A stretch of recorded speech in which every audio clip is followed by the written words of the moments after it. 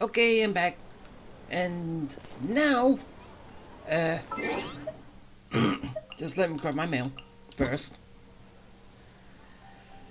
Uh, let's go to what I said last time, which is the little thing with Dia. Yeah, we can finally get to that now. And then afterwards, tomorrow, I'll be doing that. So, yeah. Let's see this story. Well, Act 1. Do we ever get an Act 2 when there's an Act 1? There is, but not many.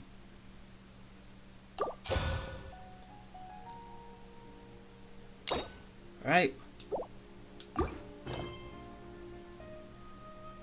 Now let's activate it.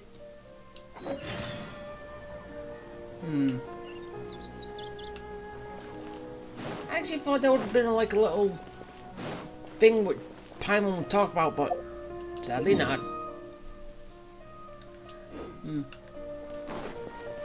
So is she basically going to be with Danyazard? Would you say? Ah.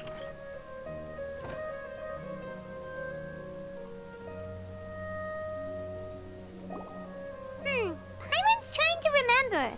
What else did we put on our shopping list? No, we're here for a shopping list. Oh, what a mouth-watering smell. Paimon would know the aroma of biryani anywhere. Let's go get some. That wasn't on our list. We can still add it to the list. You just want it because it's food. Well, if it isn't the Traveler and Paimon. Wasn't expecting to see you here. Well, I was expecting to see you here. Hello there. Oh, it's been quite a while. Yeah, how have you been? So you two are still hanging out together. Dia, didn't you say last time that you were gonna head back to the desert? I said I was going to resign from being her bodyguard, not that our friendship was over. We're still the best of friends. Aw. The Homayanis also still post jobs from time to time. Their pay is always generous, so me and the other mercs never pass them up. I told Dia to just stay at our place when she took one of those jobs a few days ago. My parents were delighted. They even said that it always felt like we were missing someone whenever Dia wasn't around. Oh yeah, how long has she been with you? That sounds like something they would say, all right. They're always so welcoming. Anyway, the job is already taken care of, so I was gonna head back to the brigade as soon as I finished a little shopping. But the master kept insisting, and I ended up staying for another day. You can stay for as many days as you want, Dia. Father hasn't even gotten around to treating you to his best dishes yet. You know I'm not the kind of person to stay put in one place like that, my lady. Don't worry, though. There'll always be next time. But she said they'll treat you to the best dishes.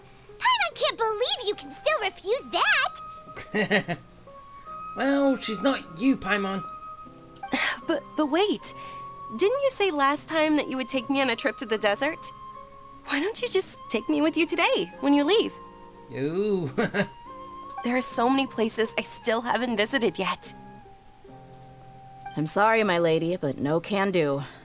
There's still a few things I need to take care of back at the brigade. Besides, the desert hasn't exactly been the most peaceful place lately. Well, I can see that. Oh, come on. Not this again. That's also what you said last time and the time before that. Well, she's trying to keep you safe. I know, I'm sorry. Just give me some more time, and I promise I'll plan the best trip ever for you. All right, fine. To be perfectly honest, it's not that I wanted to go, it's more like I feel like something is off about you lately. Ooh, like what? ever since you first set foot on the estate a few days ago, you've been acting anxious and even paranoid. Have you been delaying our trip because you've run into some kind of trouble? Nah, are you kidding? You're worrying too much. No, I think she's right on the money. Would you swear on that? Friends shouldn't lie to each other, you know. I wouldn't pry any further if you're willing to swear on what you just said. But if something really is bothering you, then just tell me. You know I'll help you however I can. Oh, looks like Junior's was onto something. Yep. You're kind of very sharp after getting over her illness. You're too perceptive, my lady. Seems I can't hide anything from you. I just thought that nothing good could come out of telling you about the messy happenings of mercenaries. Knowing too much only leads to more trouble.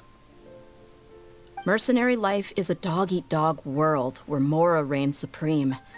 Everything operates on a completely different set of rules. That doesn't change anything about what I just said, though. We're still friends, and I can only support you if I understand what's bothering you. My lady, you're not gonna stop until you drag it out of me, are ya? True. So just be up front with it. All right, I'll share what I know. Let's go somewhere else first. This isn't exactly the best place for a discussion. Well, yeah, in front of people is not. Okay, let's talk here. Just try not to draw any extra attention. Okay, we won't. Starting to shout. As you may already know, the Eremites have both a lot of mercenaries and a complex organizational structure. Many mercs are no different than me, just going around looking for jobs to earn some mora. My brigade is called the Blazing Beasts. We're not a large group, but every member is loyal and brave. However, not all Eremite brigades are like mine. Some are willing to cross all kinds of lines for the sake of mora. The most notorious is a faction known as Deshret's Relics. Deshret's Relics? Judging from the name, they must really look up to... Yeah.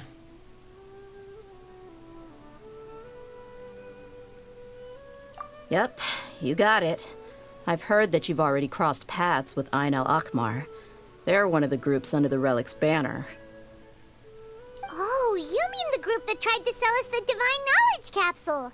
Yeah, they weren't friendly at all. True.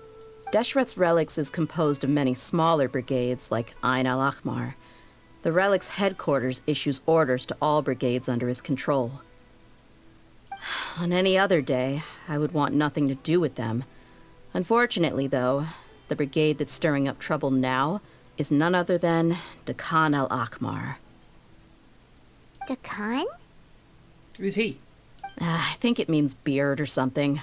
Believe me, it's a really stupid name. I found it insufferable for years. It means beard. Anyway, the real issue is that Dakan al-Akmar is led by my father, Kusela. Beard Akmar. Ooh, and your dad's coming into it. Say what now? I think I'm starting to understand your anxiety now. But what did they do? I won't go into details, my lady, but they've been involved in a lot of violent incidents. We're talking hundreds. Hundreds? Yep. The scenes tend to be quite gruesome, too. They strip the victims of all their valuables before murdering them. Oh, they kill him and then they do it, but either way.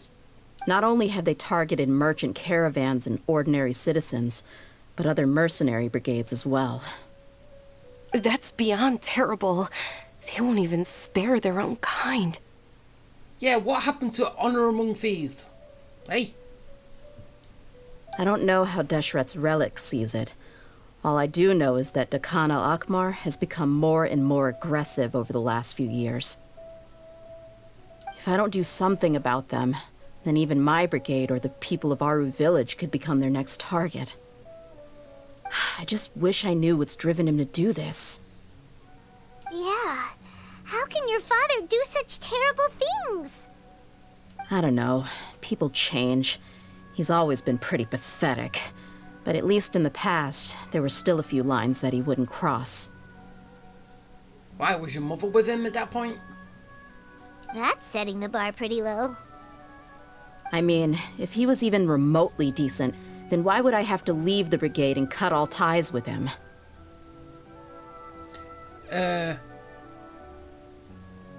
Rebellious teenager? He was loud and foolish, with no real sense of purpose. Instead of doing anything useful, he spent most of his time drinking and chasing after women. So your mother's not in the picture. Of course, the other brigade members were just like him. Their ruckus would go on night after night. Sounds like a nightmare. What about your mother? Did she ever step in to stop them? Unfortunately, I never knew my mother. Ooh. I'm sorry, Dia. I didn't know. It's all right, my lady. That's pretty common in mercenary circles. Didn't I mention that my father was chasing after women? I was the result of one of those encounters with some random person. Yeah. He told me that he wasn't sure who my mother was. And in any case, she never came to see me. Well, in a way, technically, we could sort of narrow it down, but we still can't find out. Whoever's got animal ears. He'd say, "You'll be fine as long as you remember to stick with Actually- Dad."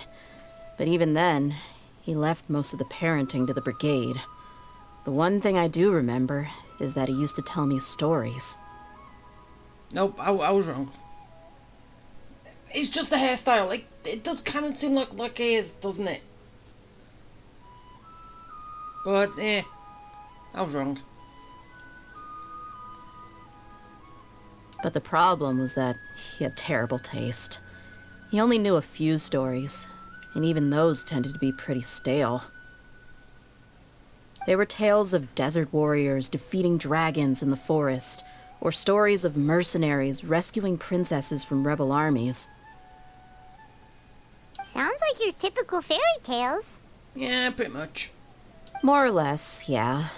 They were interesting maybe the first or second time around, but after about 20 repeats, they started to get a little dull.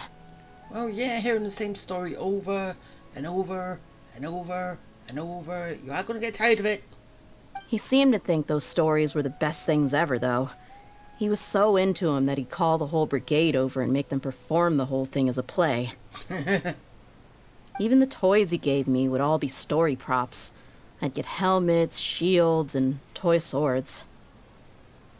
It was only much later when I realized that the shows were more for him than they ever were for me. What an interesting guy. And why for him anyway? Yeah, I've always found him pretty childish. But that was something I could just shrug off. I had no reason to despise him. Until I grew up and learned the true face of Deshret's relics for myself.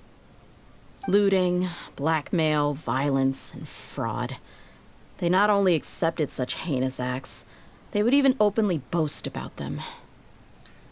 But isn't that a typical bandit?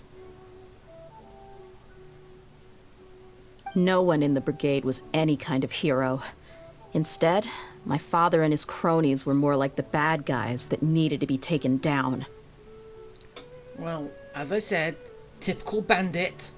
But, you want there to be some honor in that, don't you? Did they really think that as long as they didn't do any of that stuff right in front of me, I would never know? Oh, so he was eavesdropping. I think I can understand your feelings. The difference between perception and reality must have hit hard. Yeah, but don't worry, my lady. It's all water under the bridge to me now. I had a huge argument with my father and left that place behind for good. I'm not investigating them due to any bitter feelings I still have towards my father. I just want to protect those that are close to me.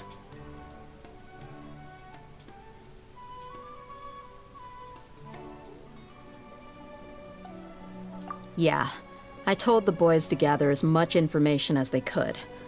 Most of the reports concern violent incidents, but there's also some talk of smuggling. I see. But isn't this investigation incredibly dangerous? It is, but every mercenary lives life on the edge. It's a lifestyle that I enjoy. That may be true, but it'll be impossible for those who care about you not to worry. Well, now you get why I didn't want to share any of this with you. What should we do? They both have valid concerns. Huh? But there's no need for you to get caught up in this mess, too. Well, she's super tough, so if she went into the desert with you, then Paimon bets the problem will be solved in no time. I'm inclined to agree. I'd feel a lot more at ease if you took her along to help. I'll wait for news from you in the city until then. Please, stay safe. I'm honored that you care so much for me, my lady. All right, then let's get moving. Our first stop will be Caravan Rebot, where we can catch up a bit with my fellow mercs. Okay. We begin. Okay, so we are going all the way over there. Ah, hey. Make it easy.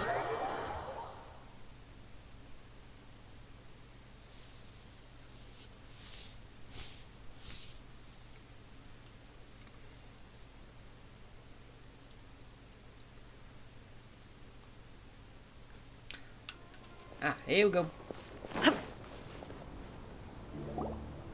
Hey, Dia, you're back. Are these two friends of yours? Yeah.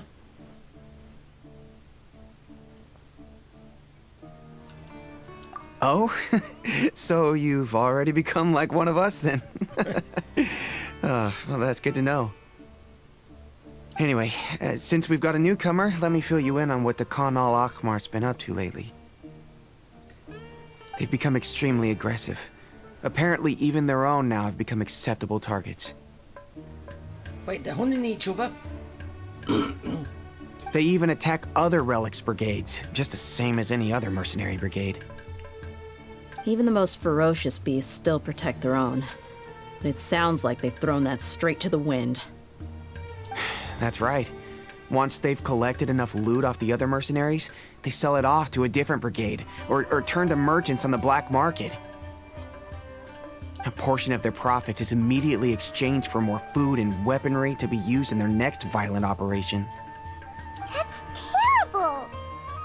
Yeah, and it really makes you wonder why they're so desperate for Mora. A few days ago, Isham and I trailed them for a while, and even disguised ourselves as merchants to conduct trade with them. We were able to learn a few things from the exchange. Like what? Rather than saying they're out to plunder and hoard Mora, it'd probably be more accurate to say that they're experiencing an internal power struggle. Wait, a power struggle? Wait, so conflict inside? You heard me right. The vast majority of their victims are mercenaries from the other brigades of Deshret's relics. If their only goal was Mora, they could have gone after anybody. The targeted nature of their attacks points to a power struggle between the different brigades within the relics. That's the only plausible explanation we have. Unfortunately, we weren't able to find out anything more specific. It seems they're also trying to keep things under wraps. Oh, one last thing we discovered was that over the past few years, as the Khan al-Ahmar became more and more active, Deshret's relics as a whole became a lot weaker.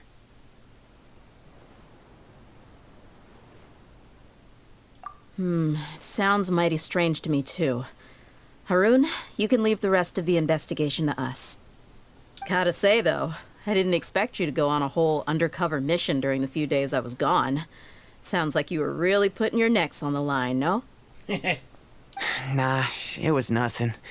We're just as concerned about the situation as you are. The Khan al-Ahmar is your father's crew after all. What he said. Besides, Dia, haven't you done more dangerous things than all of us combined? What we did is nothing compared to your experiences. Like what? Yeah.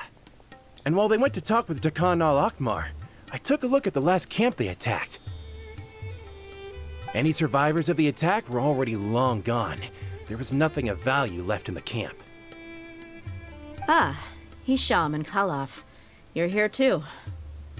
We rushed over as soon as we saw you come into Caravan Ribat. Although this new friend of yours looks a little green behind the ears, I'm sensing a special vibe from her. Now that we know you'll have a capable partner with you, we can also rest easy. Hey, what about Paimon? Feel anything special? Nah. Oh, you're also planning to tag along with them? Of course! Paimon is the traveler's most important guide. Wherever she goes, Paimon will follow. Oh, in that case, then you'd better take care of her too, Dia. Don't underestimate Paimon! Don't worry about her. She may look tiny and helpless, but she's been through just as many battles as the traveler here. No, well, okay, yeah, she's been through them, but she hasn't taken part at all. She's just a hazard, waiting to happen. Even if she had only survived on sheer luck, then that alone would still make her quite formidable. I had no idea.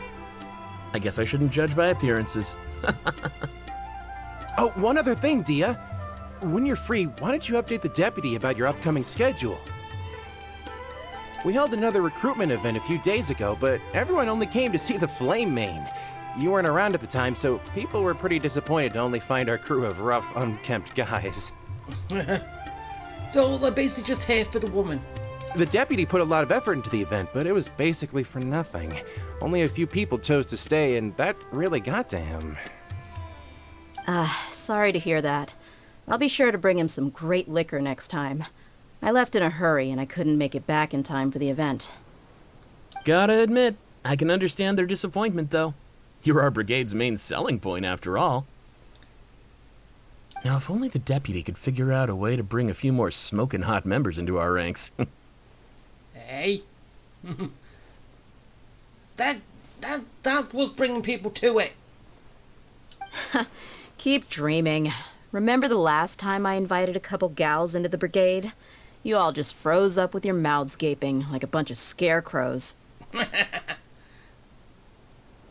Well, they probably didn't get to know him like they have with you. When they get to know him, they'll be all buddy-buddy and all that. The awkward silence and weird expressions left quite the impression on them.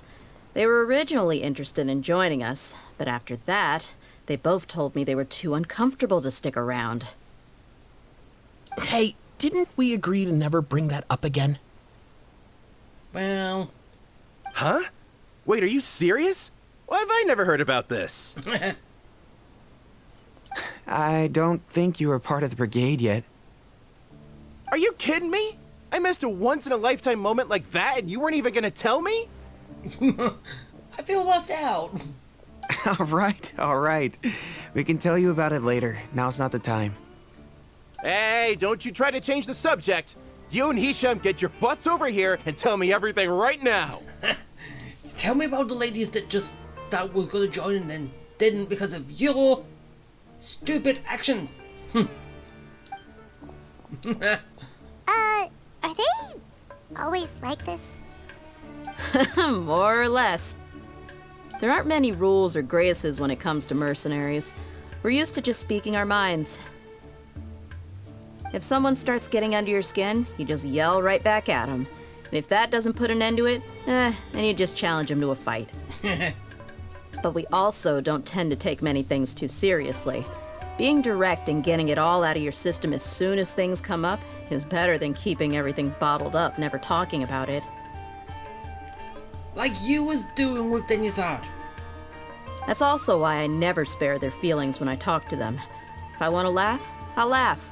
If I'm angry, then I'll unload on them. It's hard to stop once you get used to it.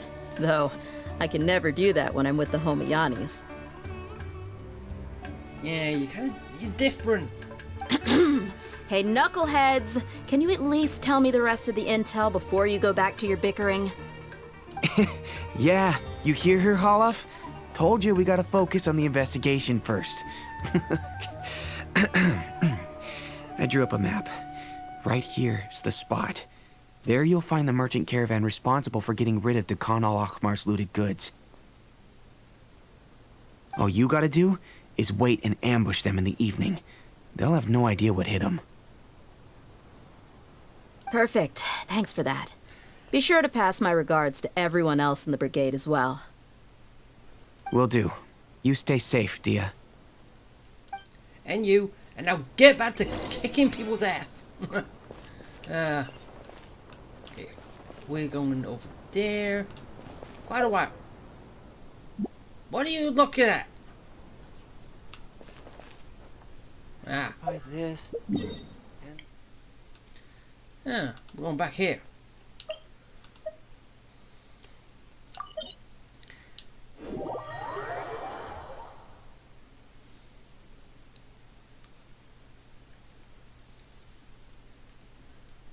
Okay, so over this way.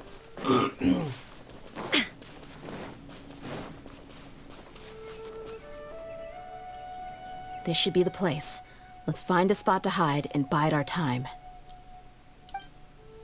Okay, under a tree.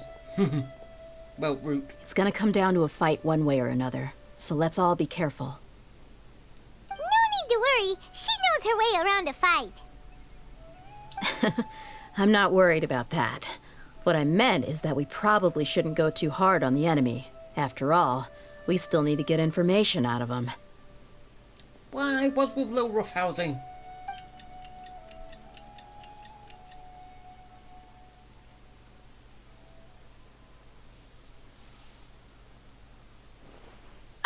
Here they come. You ready? Let's not give them a chance to react and end this quickly. Yeah, let's get him. There we go. That's close enough. Feeling lucky today. Look alive! Ah.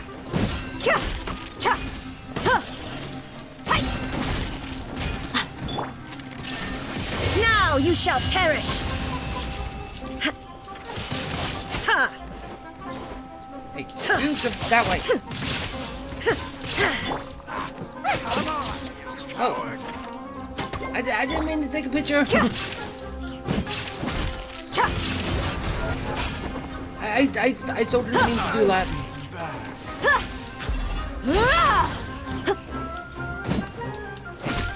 Come here. This one. Got it. Wait. Oh, the stone's still there. Murder! Buckle up! Hi! I'll be back.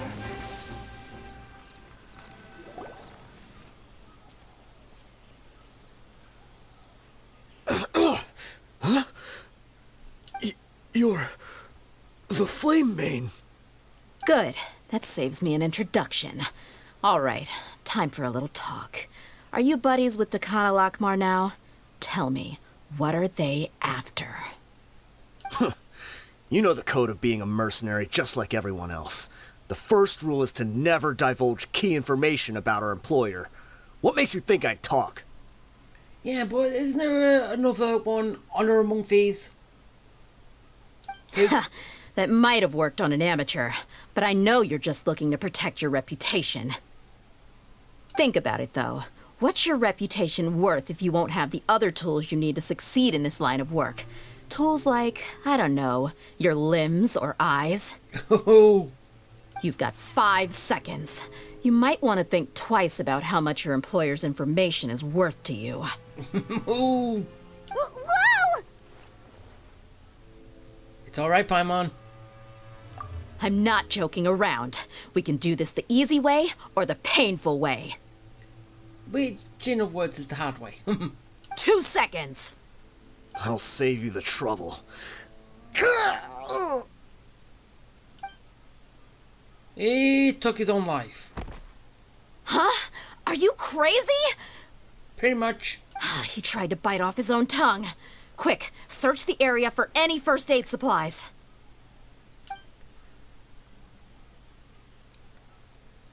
I definitely didn't expect him to go that far. Thankfully, the wound wasn't too deep, and he just passed out from the pain. So he tried to bite off his tongue, but it didn't work. But why would he be so extreme? I just wanted to test his mettle. You can get a lot of mercenaries to talk just by threatening them. I didn't expect him to be willing to go through so much pain just to deny us some intel. Well, he's out cold for now. We could wait for him to wake up, but maybe it's not a good idea to interrogate him any further. What should we do? Yeah, don't worry about it. It'll be a waste of time to interrogate him again after that. He might just hurt himself again if we start asking. Yeah. There are lots of goods around here. Let's search the area. Maybe we'll be able to find something. Yeah, I hope so. I'm really sorry. Yeah, didn't want to come to that.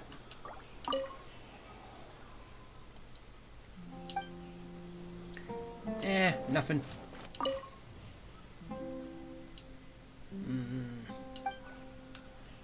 Just give him the cliff notes. When I'm done.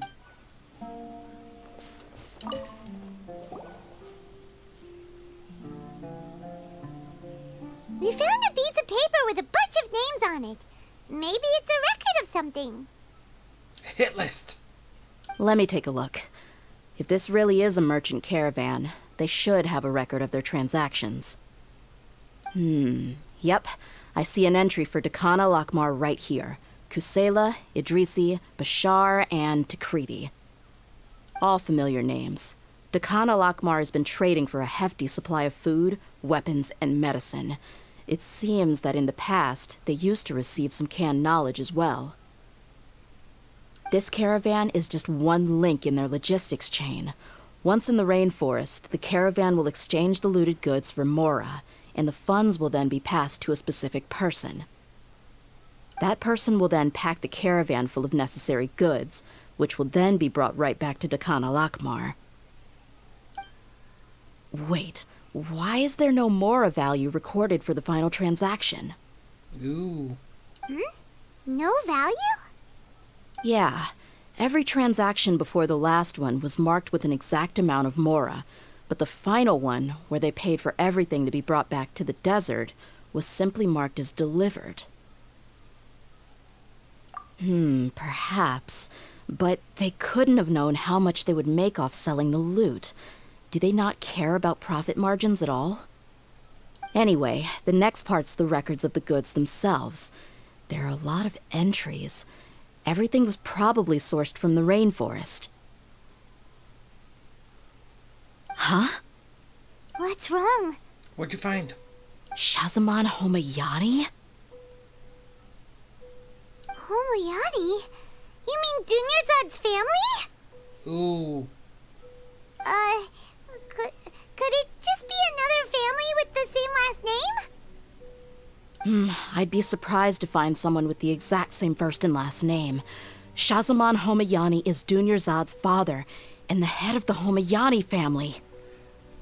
That's not good. Just what the heck is going on here? I'm sorry. You're right.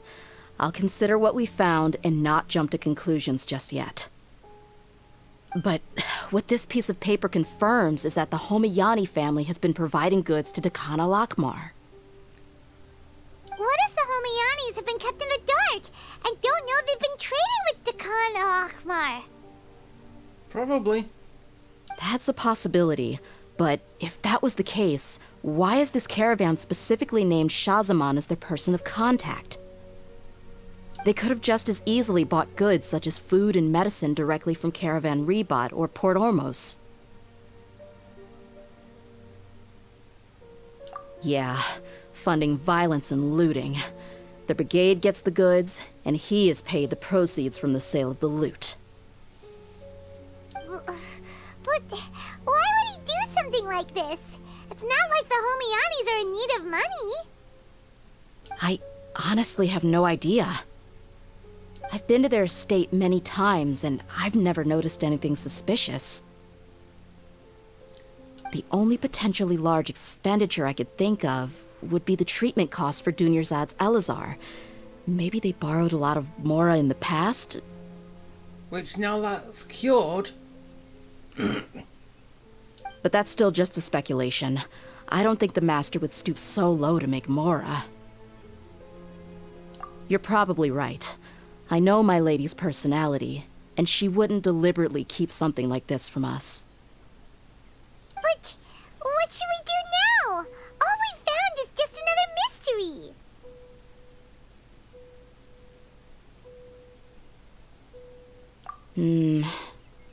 If you ask me, we already have no choice but to confront her about this. I'm not worried. It's too early to make a verdict yet. I still have faith in the Homiyanis. Let's go find my lady again. We'll tell her everything and see if she's willing to lend us her support. Yeah, I hope so. If we're lucky, we can not only figure out the mystery of this paper, but also follow the trail of breadcrumbs to the people responsible at Dakan al-Akmar. Dia, are you sure this is the best decision? What if instead of getting the help we need, we just end up revealing everything we've discovered to the enemy? It's a chance we have to take. I've considered that possibility. But even still, I want to tell her what we found. I think I owe her that much. True friendship is built on trust. She showed genuine concern for me when we first brought up the topic. I can't repay her kindness with doubt and suspicion. That's not how I deal with people. You're right. Paimon wants to trust Dunyarzad too. Yeah. Let's pay another visit to Sumeru City. Okay. Back to Sumeru. And I don't want anything... I don't want her involved in this.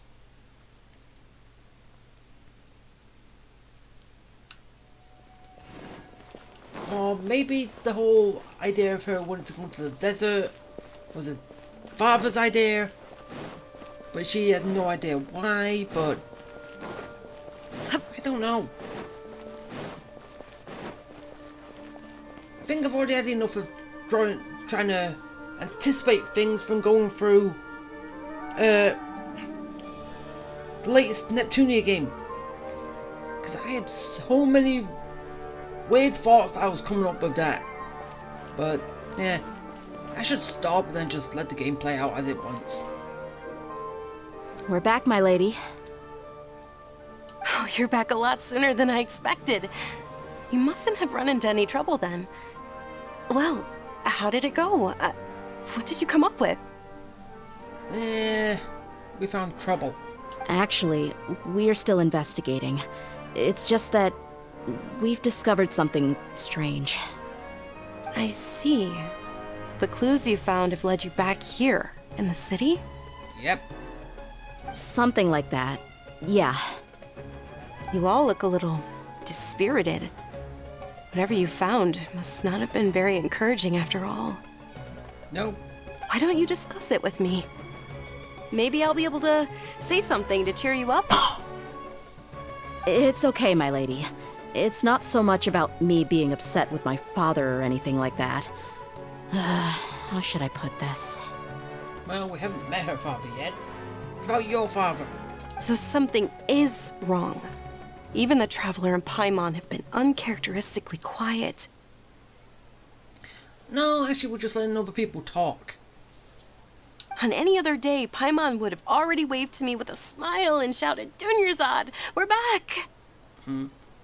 Okay, then that's the kind of giveaway then. So tell me, what happened? Well?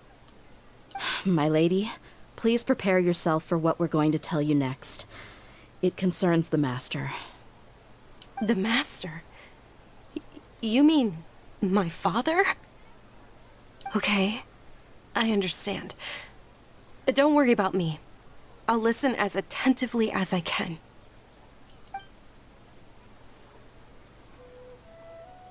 My father has been supplying goods to Dakan al-Akmar? Yeah, it makes as little sense to us as it does to you. I've never doubted the Master's integrity, so I'm having a real hard time rationalizing how he could ever support an infamous brigade like them. Maybe he's not actually aware of the full story and just stumbled into the deal by accident. I can't help but agree with the Traveler. Huh? You mean you feel the same way, Dunyarzad? Thank you for sharing all this information with me. Since you've told me everything you know, I should also tell you about some doubts that I've been harboring for quite a while. In the past, I thought that my father hired a bodyguard for me so that I wouldn't run away and get lost. However, there are plenty of capable mercenaries in the Corps of 30. Why did my father go out of his way to hire Dia? Ooh. So, a hidden meaning all the way back then. About that. Well, the Homayanis really needed bodyguards, so they reached out to the Blazing Beasts. Later, the Master told me that I was one of the best mercenaries he'd ever seen, and that I should stick around to become one of his bodyguards. He offered me a pile of Mora, so I just signed on. Well, but that didn't really answer my question. Just think about it. Why did my father specifically reach out to the Blazing Beasts? Maybe the Corps of 30 just didn't have anyone available, or maybe someone recommended us. I've never given it too much thought. I think I get what you're saying. You'd think none of this was a coincidence. Yeah. Precisely. At first glance, nothing seems strange or out of place. But there are many parts of the story that don't actually make any sense. If my father had always been in contact with Dakan al-Akmar, then it would make sense for him to bring Dia into our house. Because dealing with her father, you need the daughter's leverage, right? You mean the goal all along was to get Dia to be your bodyguard? No, that's too much of a stretch. I cut all ties with my father a long time ago. He has no control over my life anymore. Yes, but he could probably still be threatened with what might happen to you. You might have cut all ties, but has he? But that still doesn't rule out the possibility that your father has still been trying to influence your life without you knowing. So, the Master was not likely an innocent victim in all of this? Sorry we put all this on you so suddenly, Dunyarzad.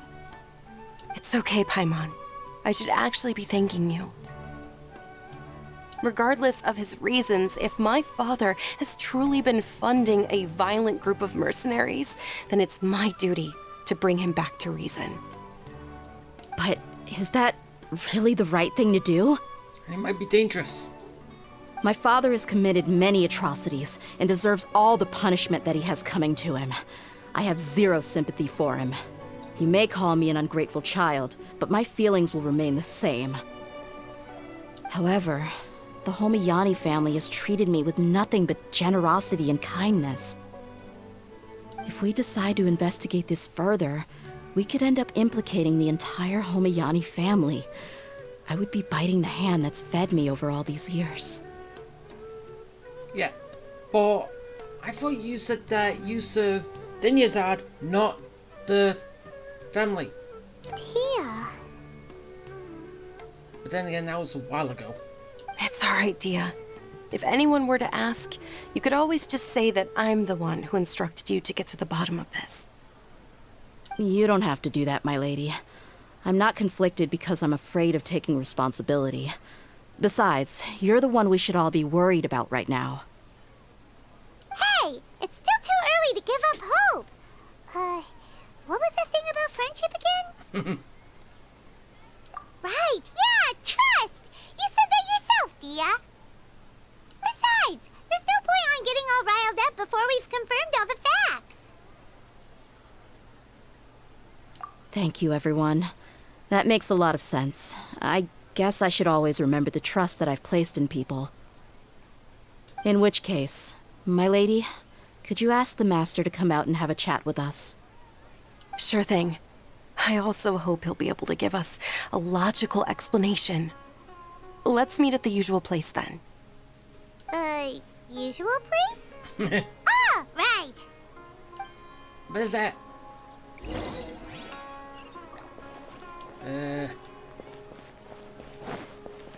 The bazaar?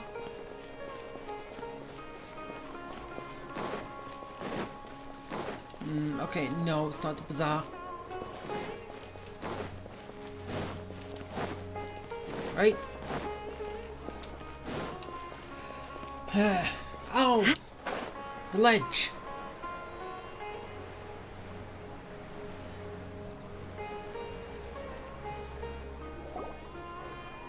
Thank you for coming, sir. Please allow me to introduce these two. This is the Traveler, and next to her is her travel companion, Paimon.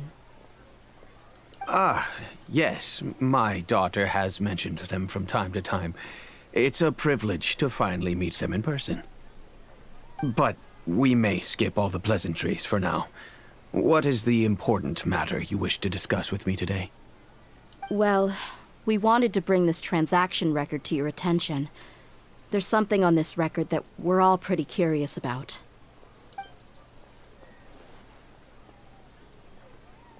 So, that's what you found? Huh. Seems like I can't keep everything from you much longer. So he's not trying to hide it. If you wouldn't mind, we'd like an explanation. Well, it's a long and difficult story. And to be perfectly honest, I'm not sure if I'm doing the right thing. What I do know, though, Dia, is that the truth will bring you no solace. If anything, it will likely cause you a great amount of anguish. Wait, me? Why? Yes, I understand perfectly why you came to see me, and I am touched by your collective commitment to do the right thing. But knowledge always comes at a price, and sometimes, as they say, ignorance is bliss. Your father, Kusela, and I both believed that. Of course, you have the right to seek and learn the truth, but I must warn you. The facts of this matter may reduce everything you've built for yourself into sand, blowing in the wind.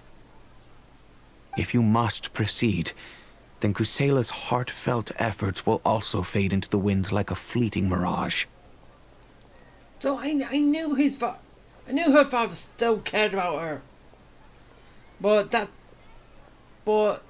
I was thinking something different, like her life being threatened, and he had to do stuff. But yeah, His heartfelt efforts. I'm sorry, sir, but I'm not sure I follow. I've made it this far in life without a single drop of my father's support. I have my own ideals and ways of looking at the world, as well as people and causes that I've chosen to cherish and fight for. None of these things have anything to do with him. I came here today to support you as the head of the Homayani family. No warning will change my stance on that. I understand. Then let me tell you a little story. Our family once needed to take a trip to the desert when Dunyarzad was just a baby. Along the way, we were attacked by bandits. They had superior numbers and quickly overpowered our bodyguards. When all seemed lost, a group of passerby Eremites lent us their support. Those Eremites were Kusela's brigade, Dekan al-Ahmar. Kusela's men told me that the attackers were Eremite mercenaries, just like themselves. I was shocked. Why would Dekan al-Ahmar go so far to save us and not spare the fellow Eremites? Kusela was grinning and walked over to play with baby Dunyazad. She was startled by his unfamiliar face and nearly started crying. Really? I never knew. He said that he had no particular reason to help us. He just took pity on us because he had a daughter about the same age. We started talking about our children, and I sensed that he was a devoted father. To repay his kindness, I hired his brigade to help out at our estate for a time, and offered everyone generous remuneration. So, that's what happened. It was many years before I saw him again. I almost didn't recognize him the next time he came knocking on my door. The man I knew to be strong and healthy had been reduced to a shell of himself. He couldn't even walk anymore without his cane. So, what happened to him? He was perfectly fine when I left the brigade. I'm not too sure myself. The only thing that didn't change was his cheery disposition.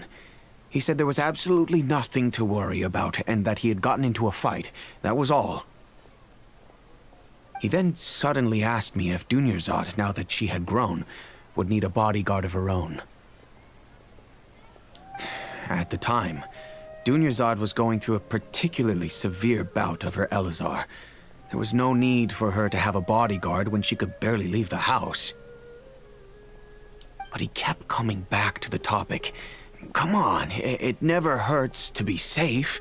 How do you know a bodyguard won't come in handy one day?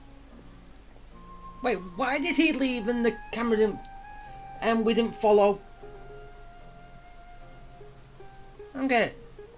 I was completely lost at first, until he recommended the Blazing Beasts, and in particular, a mercenary named Dia.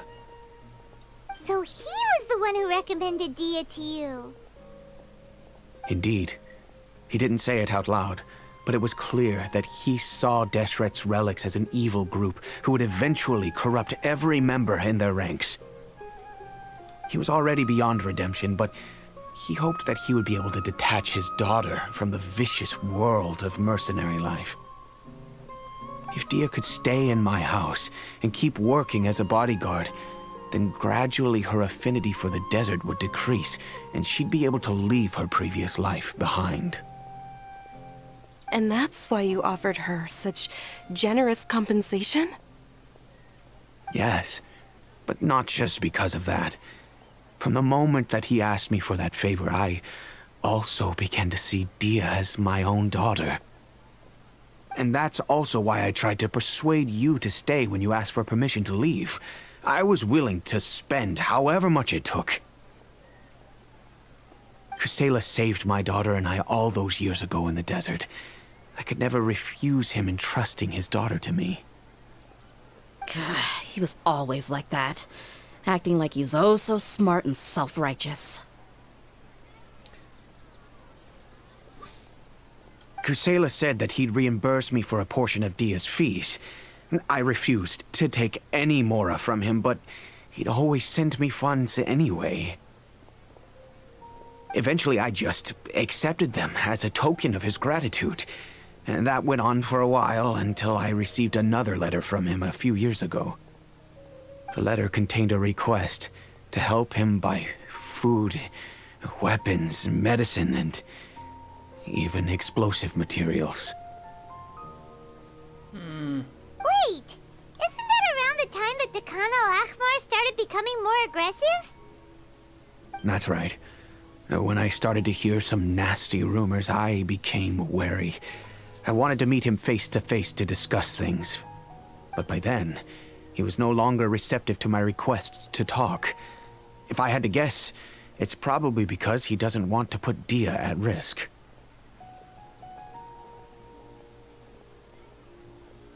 That thought occurred to me as well. I figured that he probably came to me for help because he had nobody else to turn to. After some deliberation, I decided to send him some food and medicine. I turned down all his requests for explosives and weaponry. I am aware that even such a reduced gesture of support could lead to others coming to harm, but I could not simply reject his plea for help. In the end, it probably was the wrong decision. I plugged my ears to the rumors and just chose a solution that made me feel least guilty about myself. If you can, please tell me where he is now. None of the things he's doing right now make any sense if he's just trying to keep me from getting tangled up in his world. Yeah, because it first started with a parent's love for his child, to get out of a certain situation. But now there's this. If all he wants to do is steer clear of me, then maybe he shouldn't have brought me into this world in the first place. That's not something to look at. Oh no. Dia, please don't feel that way. No. I'm just angry because I can't wrap my head around any of his actions.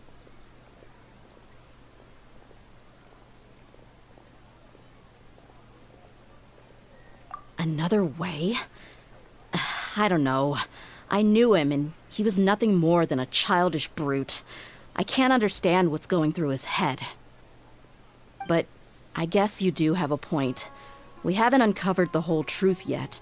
We still need to figure out his exact actions and reasoning for these last few years. I'll do my best to help. Of course, anything between the two of you would need to be resolved between you and him alone. I don't know Kusela's exact whereabouts. Outside of supplying his brigade with some goods, I tried my best to avoid getting involved any further with him. However, there's a man on the list named Jawed. He used to be a mercenary in the desert and is now a member of the Corps of 30. Yeah. He's responsible for supplying weapons and liaising with the Dakan al-Akhmar's merchant caravan. I think he should know Kusela's whereabouts. I've heard that he likes to have a few drinks alone and enjoy the cool wind at night outside the tavern. Maybe you'll be able to find him there. Understood. Thank you, sir. Then I guess this is bye for now, unless... I'll stay and be with my father here. To be honest, I'm still a little dazed and haven't finished processing everything quite yet. My father has indeed done something wrong, but if I think about it, I'm also not sure if there was a right way to handle this problem. I feel like our only course of action is to turn everything we know over to the Corps of 30 and let them render judgment. Yes.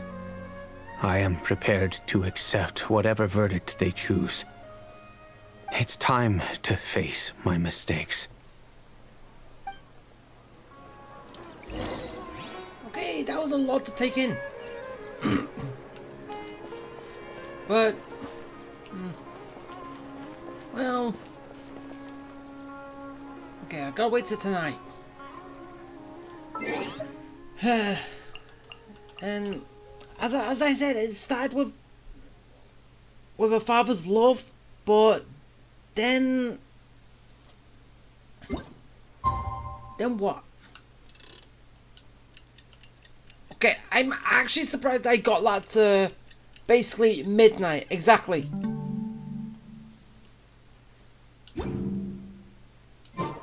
All the world holds dear is but a backdrop of constant motion. Okay, I stand there you- before it, alone and unchanging. shut up. Huh? Who are you guys? I know what you've been up to. Smuggling weapons to violent brigades in the desert while working for the Corps? Pretty bold, if you ask me. Right, come right out and say it. Shh. Keep your voice down. How do you know all that? I thought you would have eased him into it. Come with me. We should take this elsewhere. I'll be happy to talk things over once we're somewhere private.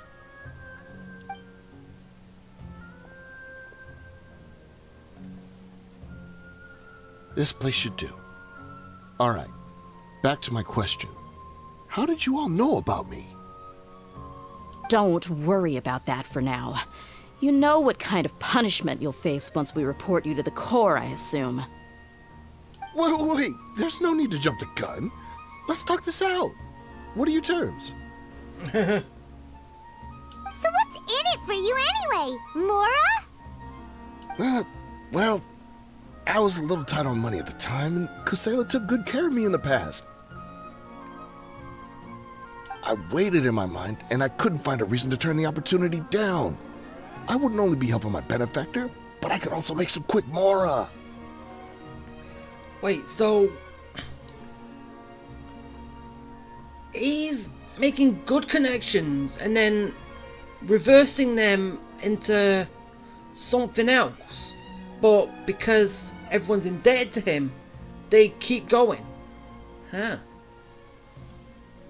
That's pretty sneaky, if that is what's going on. Let me tell you how it is. We're investigating Khan al-Akmar, and we're gonna put an end to their operations. If you provide some help for us, then we might just put in a good word later to reduce the terms of your punishment. Hey, why don't we discuss this a little first? Listen, I made quite a bit of Mora from my last run. You just give me a number, and I'm sure we can... Don't try and bribe me, I won't take it. Shut it. My patience is running out. You should know when a mercenary is after something other than money. All right, sheesh.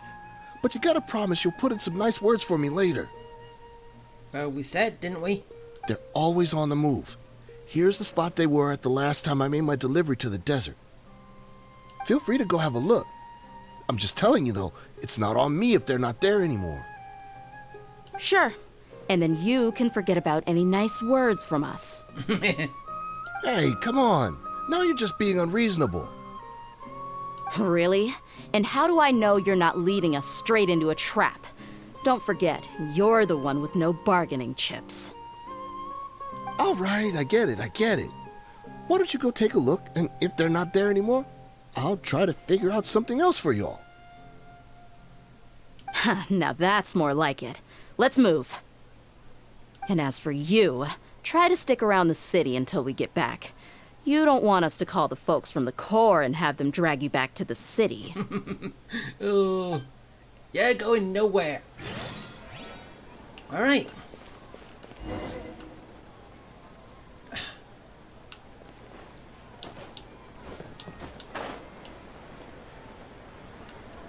Wait, no. Seriously, game, what have I told you about hijacking me? Hey! I've told you so many times to stop hijacking me from a previous quest line I'm doing. Stop it! It's always annoying when it does that.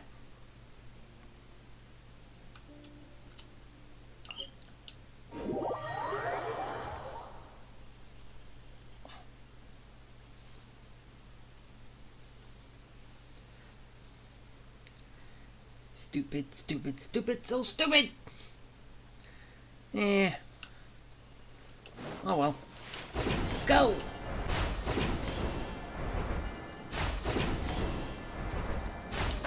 Yeah, I'll be doing those at some point. I don't know when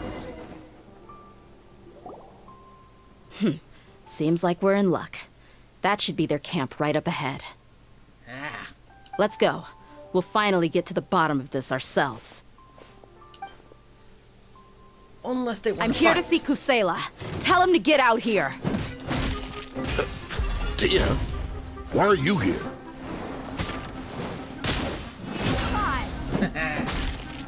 Go! Destroy!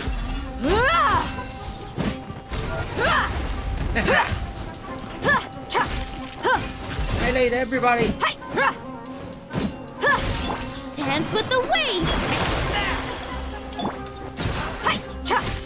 Go! Get him!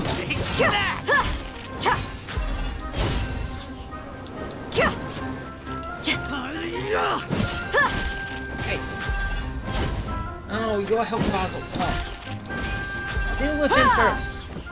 There, got him.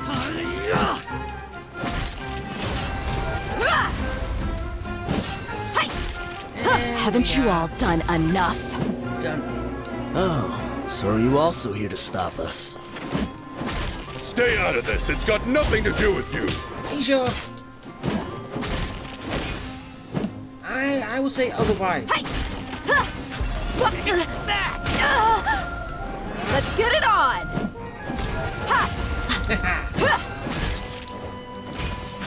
Go.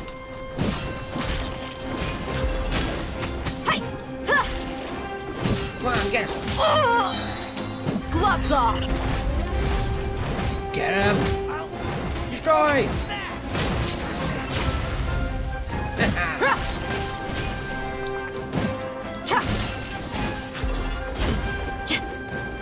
Okay, for some reason I thought I heard that you could get hit and, well, knocked out of that when you're attacking someone. But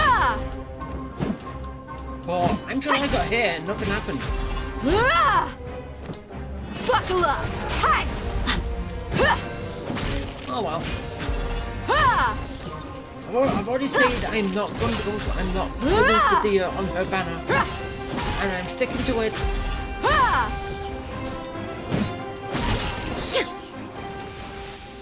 Okay, that's it. She's so strong. Yeah. Enough fighting. We all know each other, and I don't want to take things too far. Just bring Kusela to me. There's no use hiding him anymore. Did you understand a single word I just said? Or do I need to bash your skull in some more? Yeah, bring her father to her. All right, everyone, let's all just calm down for a second. Dia, the boss can't come out and see you anymore. He died a long time ago. What? What? That... Seems like you've been out of the loop for a while. Guess that's for the best, though. At least, that's what the old man wanted. But then what's happened to his brigade then? When did he die? What happened to him? A few years ago, Kusela broke up Dakan al-Ahmar and went to the Deshret's Relics headquarters by himself. So is that when you guys started acting up? We would prefer to call it taking revenge. Every last person in Deshret's Relics must pay in blood for what they did.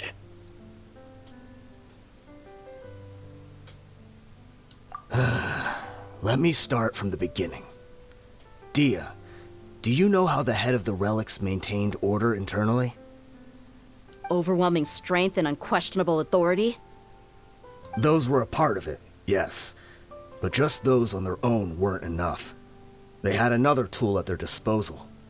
They called it a person's record. Regardless of whether they joined by their own will or were coerced, every person in Deshret's Relics were forced to leave a record of themselves at headquarters. Whether it be their deepest sin, some unforgivable act, or their most immoral exploit, the record served both as a symbol of loyalty and the perfect material for blackmail.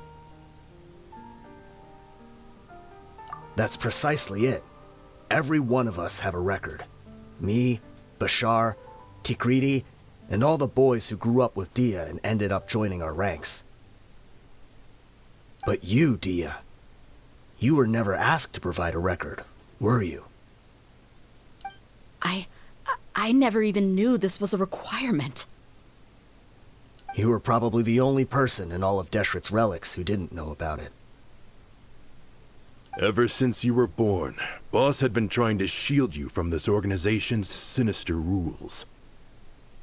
Not only that, but he also banned all of us from committing any nefarious acts. He said he'd take care of the dues we had to pay regularly to headquarters. But in the end, he was just an ordinary person. What could he do? He was forced to go to headquarters again and again to account for missed dues and incomplete records.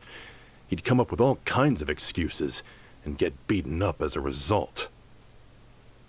We all knew he was doing that for you. He wanted to get you out of this world, no matter what it took. And that's why he became a shell of himself and couldn't walk without a cane. Wait, but that doesn't make any sense. I didn't know about any of this, and I'd never seen him get injured or beaten.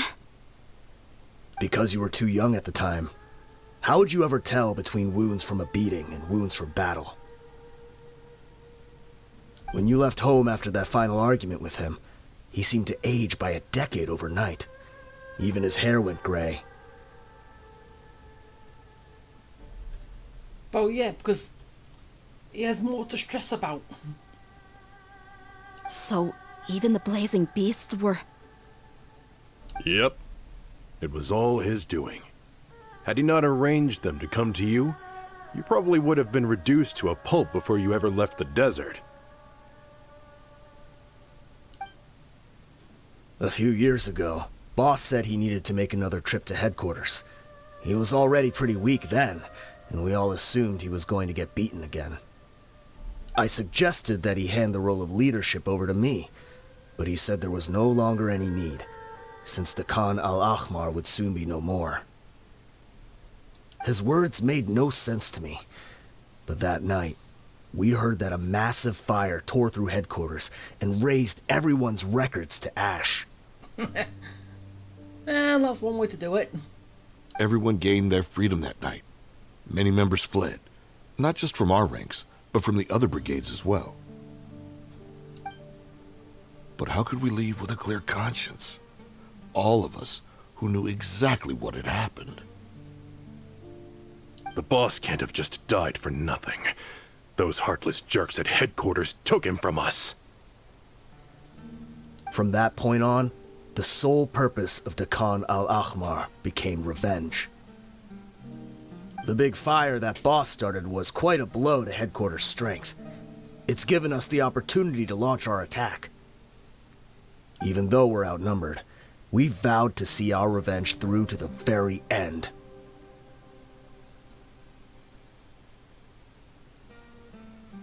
There were people from headquarters who changed their names and went into hiding. Some fled to other brigades, and others escaped to the rainforest. But we won't let any of them escape our wrath. They'll all pay for what they've done. We've suffered plenty of losses as well. To keep going, we need an enormous amount of supplies, from food and medicine to weaponry and explosives. So, Len, basically you're using her father's, his name to get all this stuff so you could start a war. That explains it. All we can do is exchange our loot from Mora, and then use that to get supplies. We forged Boss's handwriting and sent out many letters to his former friends. Thankfully, many people were willing to come to our aid. We were also able to attract many mercenaries who shared our goal. We've endured unspeakable pain to win many impossible battles. Deshret's relics have become weaker and weaker, and now we finally have an opportunity to directly strike their headquarters. Paimon doesn't know what to say anymore.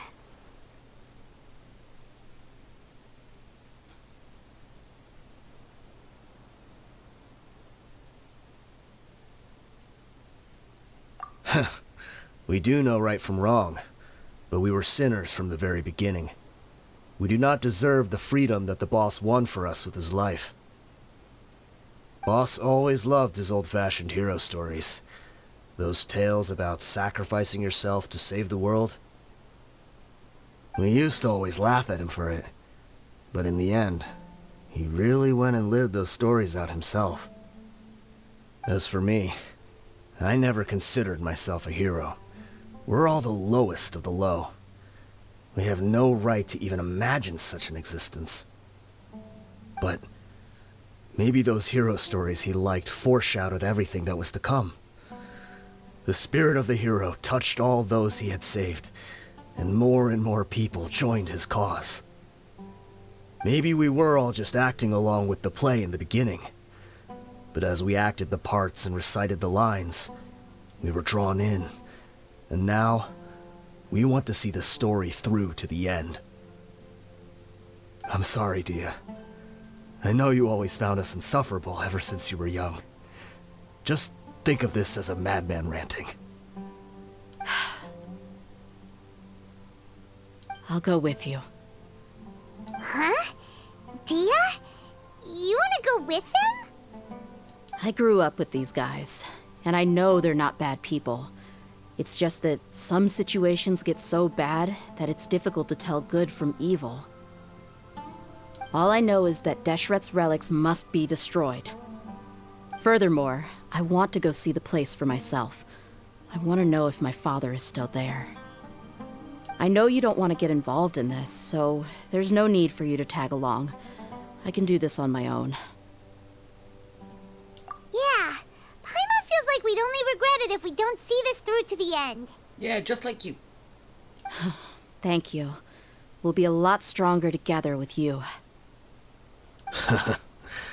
I bet Boss would lose his mind if he ever knew you'd join us at the very last moment like this.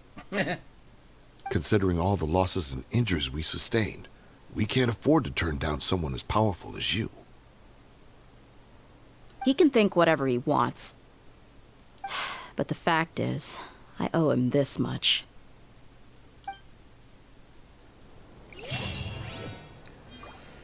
Okay. But that was quite a bit to take in there. Well, her dad's dead. The fact that he was trying to save people from, well, getting threatened and stuff. He loved his daughter, which is, as I said, a father's love. And he died trying to protect everybody else. And his brigade is now finishing the job which he started. So, I can't find fault with him. Can I?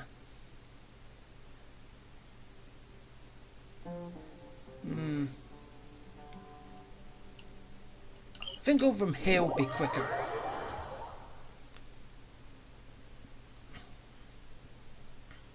So, yeah.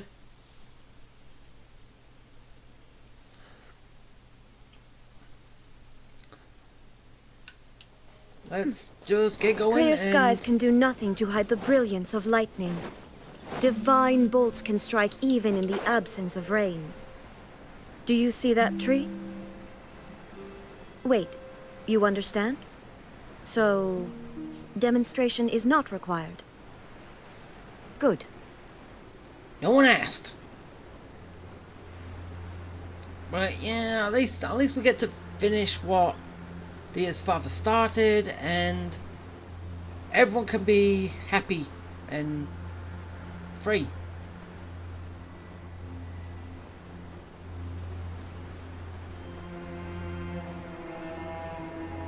So,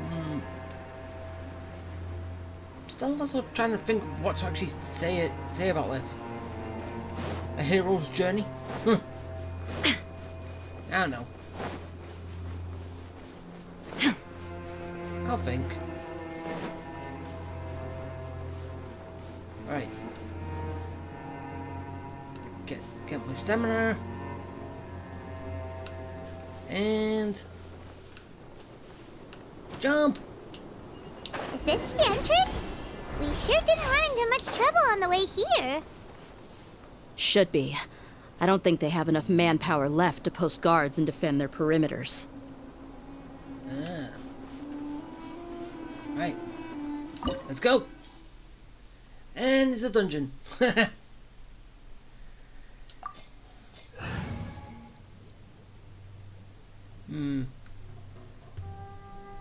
Team 2 or Team 1?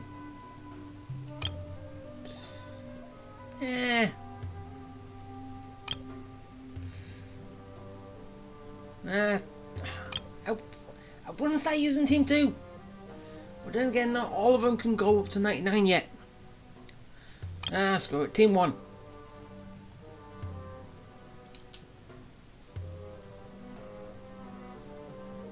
Wait, did I even switch? If not, I'm gonna have to go in with Team 2. I don't think I switched.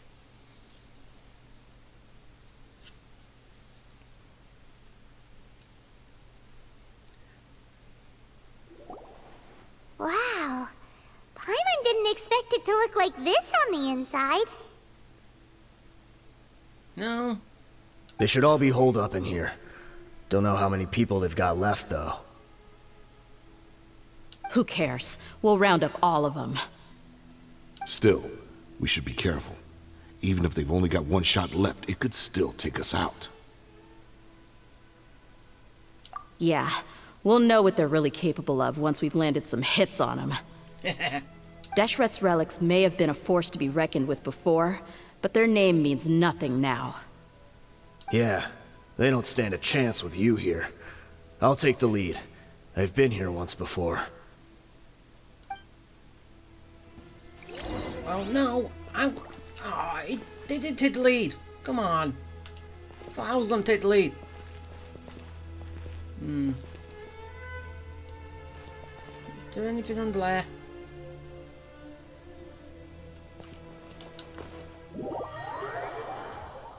No. I didn't think that was gonna be an out of bounds zone.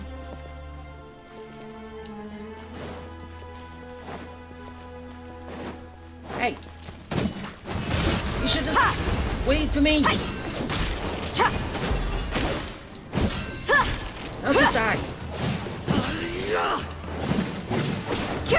You quit it. Incoming. Go lightning. Teamwork. Let's get it on!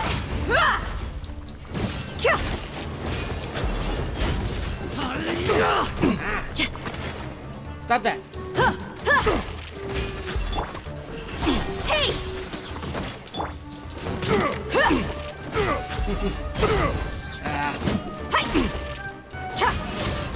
Get him.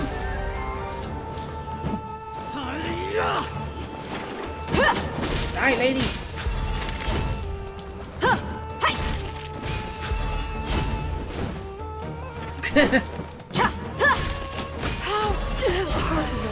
New punches. More. You're dead meat! Get him.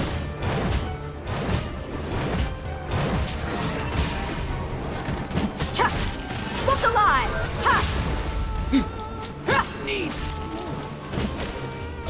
Go. Get him. Come on, join in. If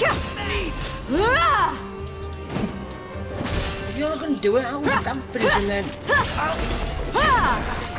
Feeling lucky today.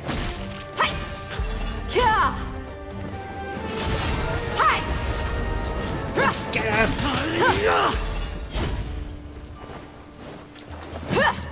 Wait, how many waves of enemies am I going to have to go through? You asked for it! Punch, kick, crack, pop, and dead. I'm getting sick of this game. Nowhere to hide. Let's get it on!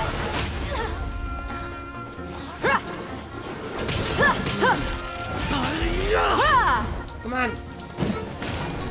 Almost there. Okay, done it. This one. This way, follow me. We're almost there. So that was how many waves there were. Wait!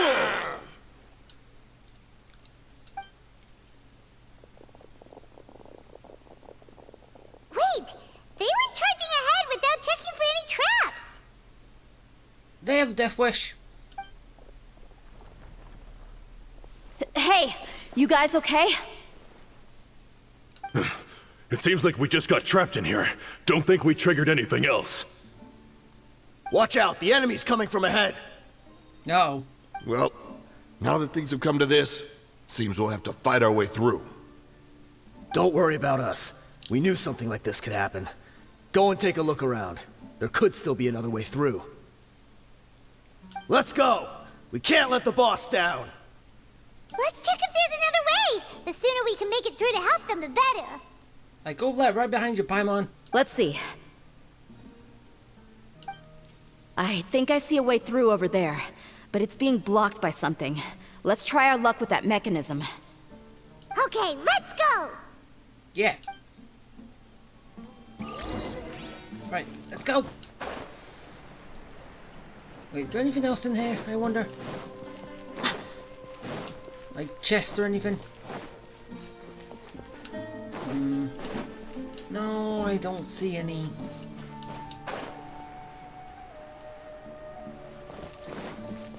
Alright.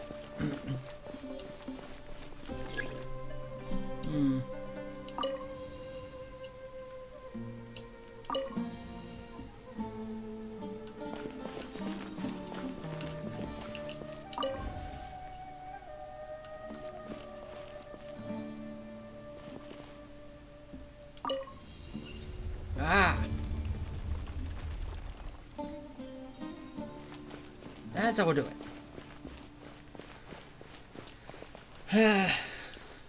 Nothing else. Ah, hey, a chest. Destroy! Beyond! Don't blink! Get him!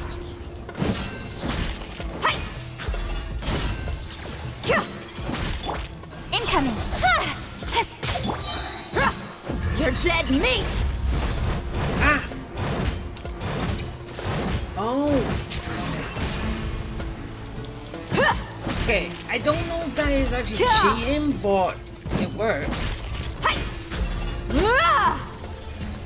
If they go invisible, then you can just keep. Then you can just use that, and it locks on. Locks on. Unlike all the other times where it doesn't. Another mechanism like the one before, but this one's being blocked off in the middle. We just need to adjust it a little.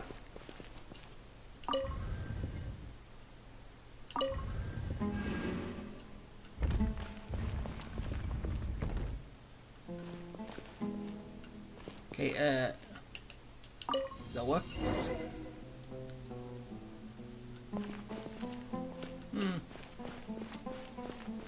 I really thought something would be on that side too. Yeah. Anything around here? No. One found one. Oh, I found two. Oh, again? Buckle up! Hi! Don't blink! Hey! Germinate! Got this. Oh wait, oh I got Incoming! it. With sword comes shadow. He's gonna do that. That's one gone. Now one, two. And I hate when you disappear. It's annoying. Let's get it on! That works. Don't blink!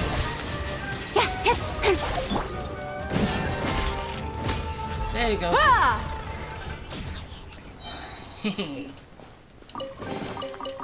Thank you.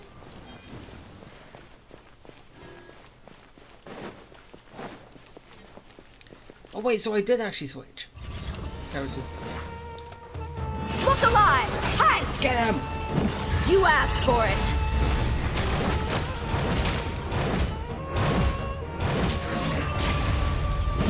Oh, so you can get interrupted. That's a lot different from what I kind of heard from people. Saying it, yeah. Okay, basically, if you jump, yes, that takes you out of it. But let's get it on! You don't need to. You basically don't need to move. You don't need to do anything because We're always gonna be fine.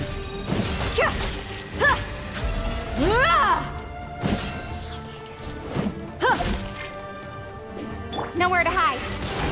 Get him! Go! Hey, get back here! Stop trying to hide from me!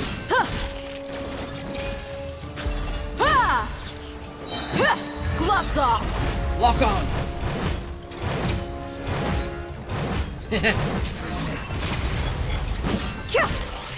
Okay, so I think that is probably like the only good thing with Dia. Is that she can lock on regardless, even if the enemy is invisible. But that really can't be the only thing. The only good thing about her.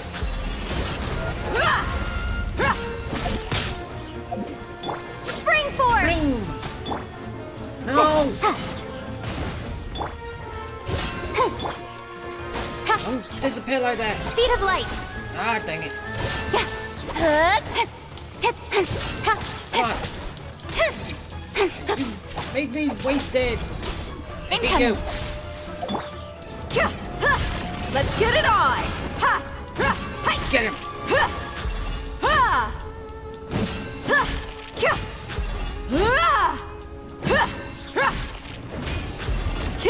And dead.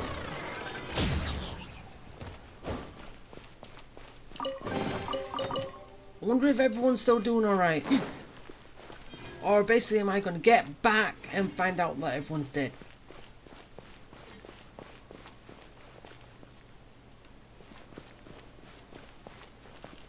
Rotate.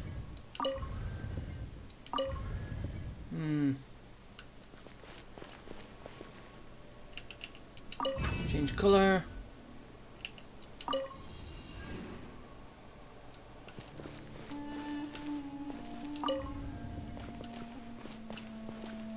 Now lower.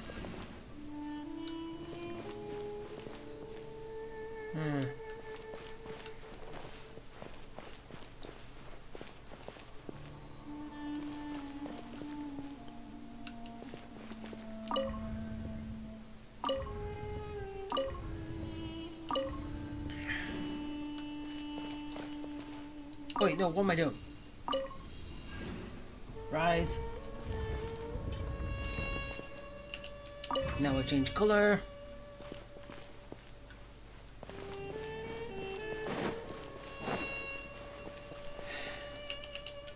Change color, and there we go.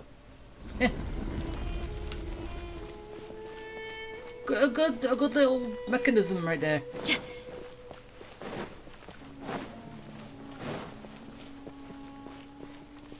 Okay, what now?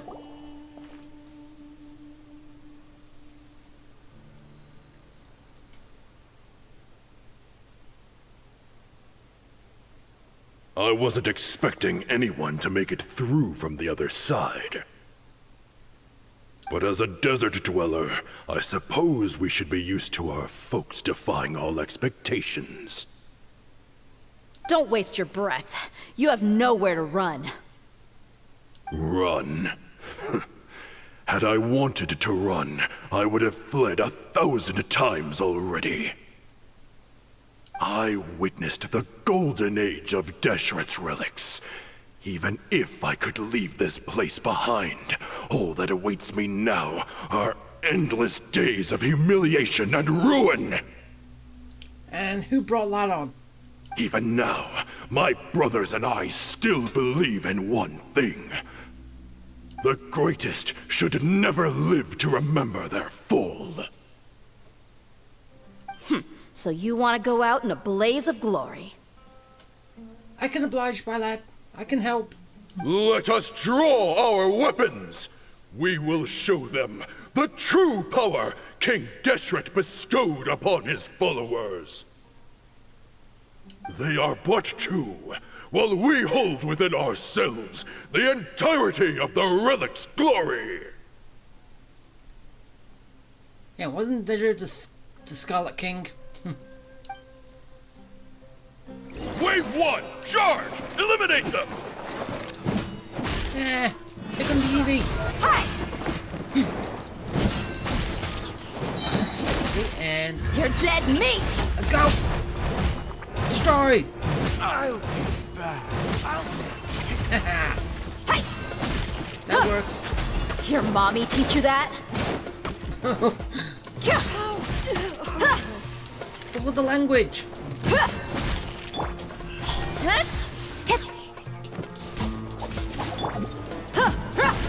Right. Look alive! Fine. Everyone gets a piece. Don't think that you've won.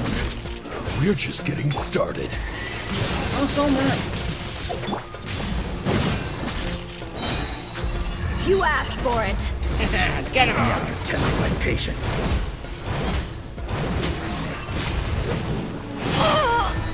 Ow. Ow. Can you not? That was painful.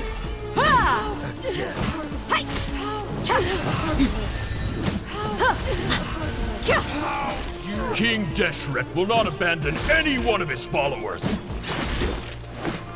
Yeah. Say it, lad.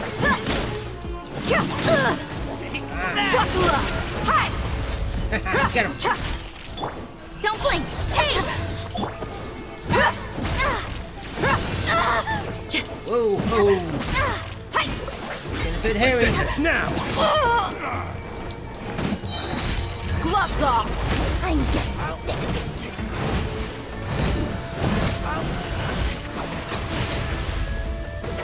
So you. Ah. Testing my patience. With sword comes shadow. Die.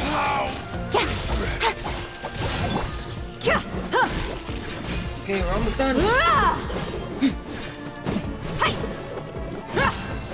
We'll meet brothers with me. This is where we'll prove our faith. Do you all just want to die? Yeah, they do. None of us plan to leave this place alive. Terminate! Raise a storm! Boom boom! Your sacrifice is ready. Incoming! Hey! Nowhere to hide. You're dead meat! Come on, Jaws. Look alive! Hi! Speed of light. Goodbye. But we'll meet again.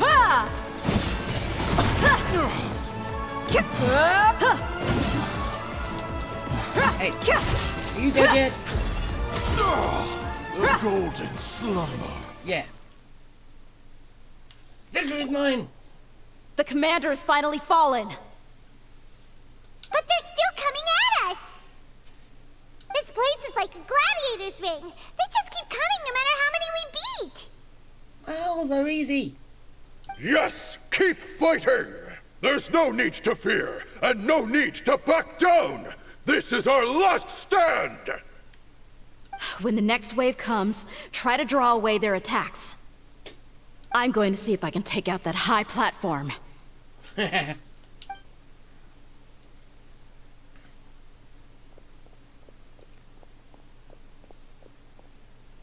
Get out of my way! Oh, they made it through. Come and face me, Michel! Ugh, so they've broken through the front as well. Apologies, Lord Michal. They fight like absolute madmen. No matter how much we throw at them, they just keep coming for more. We are scared of actual bandits. Mercenaries.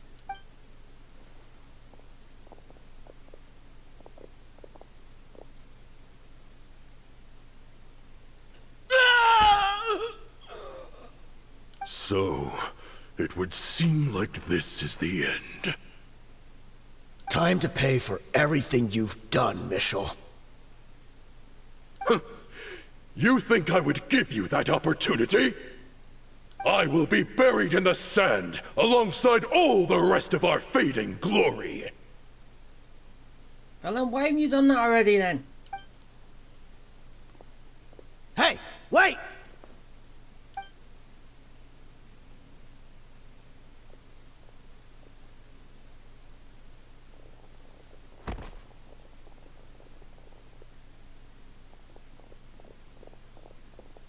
We were too late.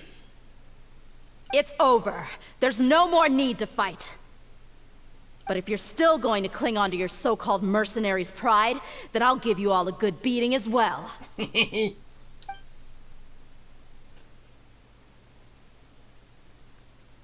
We're scared. Hey, Dia!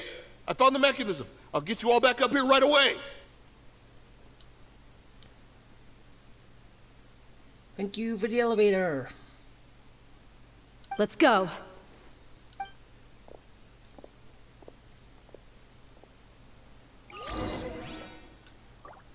Right, no one left. Ah. No chest either. No, there is that one up there. The only one. Hehe.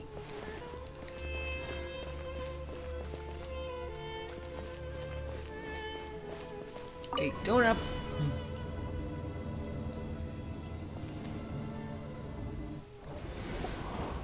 Who are you filthy rats? And why are you always pestering us? You call yourself a member of the infamous Deshret's relics, and you still can't even tell who's made it all the way to your headquarters? Who knows what intent a bunch of rats may have? We try to catch a couple, and you all just show up on the other side instead. How are we supposed to figure out what you're after? Hey, have you ever heard of a man by the name of Kusela? Why would I know? It's not like I'm in charge or anything. This is your last chance to talk. Ooh. Hey, I said I don't know anything. I'm just an average member here. I'm telling the truth. If you're here to find someone, why don't you look through the records yourselves? Who can remember every name and face with so many people coming in and out every day? The irony. His life became a light for so many, yet to others, it wasn't even worth remembering. Where's the records room? Answer me! I'll destroy it! It's right over there. All the files are in there. You can go through them as much as you want. It's not like any of them still matter anyway. I mean the old records room. The old records room? You mean the one that got burned down? Kusela. Ah, yeah, I remember him now. The guy who could hardly walk. Watch your mouth. That's our boss you're talking about. He was definitely faking it. We all let our guard down as soon as we saw him come hobbling in. Wait, he was faking that? But in the short time it supposedly took him to take a dump, he'd already gotten away and started a fire in the records room. He couldn't have possibly outrun us if he wasn't a fraud. And after that, Deshret's relics fell into complete disarray. Stop wasting our time. Every one of us here is perfectly aware of what he had done. Tell me, where is the old records room? It's just over there. Go see it for yourself if it means that much to you. Well... There's nothing left in there but ashes. No human could ever survive that kind of inferno. Bashar, Tikriti, let's go. We'll leave the others here to guard these guys. Spare them no mercy if they try anything.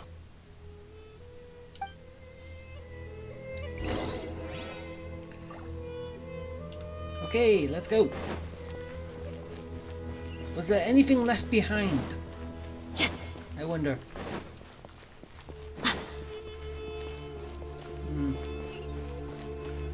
Yeah, is there anything over here first? Oh, scared little wimp. Scared little dude. Alright. Let's go see.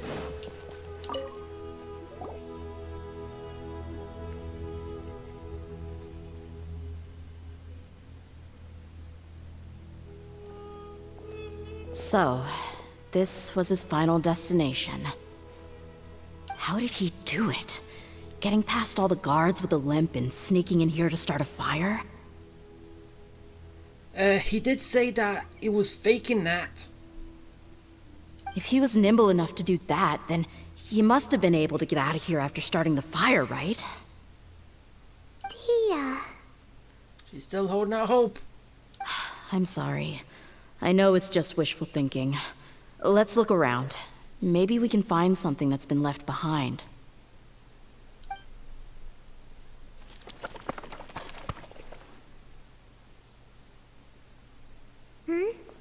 Is this a cane?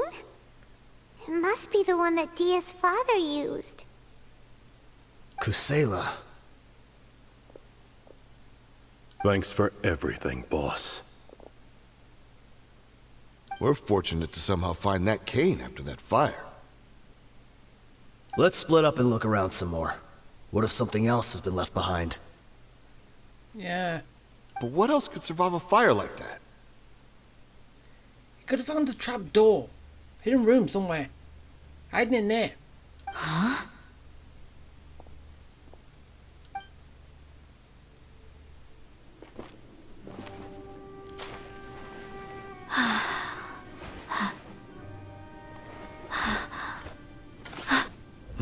Ooh.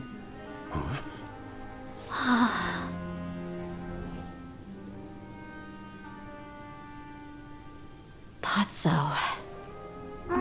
Wait! Isn't that the toy sword you played with as a child?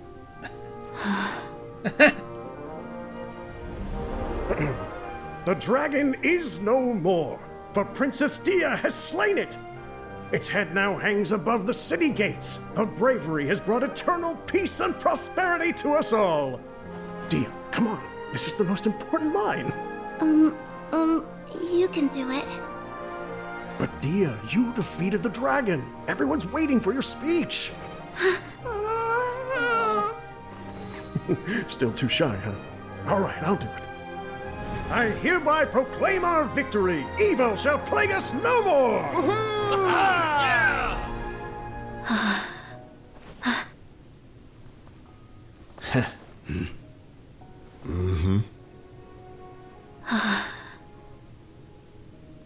I hereby proclaim our victory. Evil shall plague us no more, Dad. No. You know how much he loved her. With his cane being the toy sword that she played with.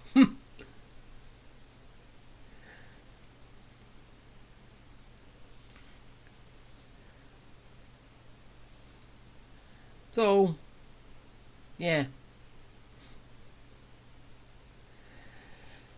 Whew. That was a lot that went on in a lot that went on in that. Seriously, why am I keep? That's not lines.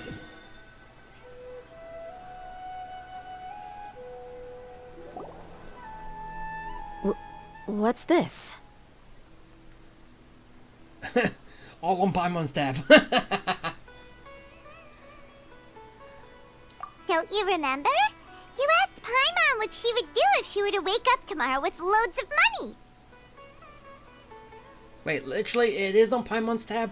And Paimon said that she would get boatloads of tasty snacks. You looked super confused at the time, but said it was an adorable thing to say.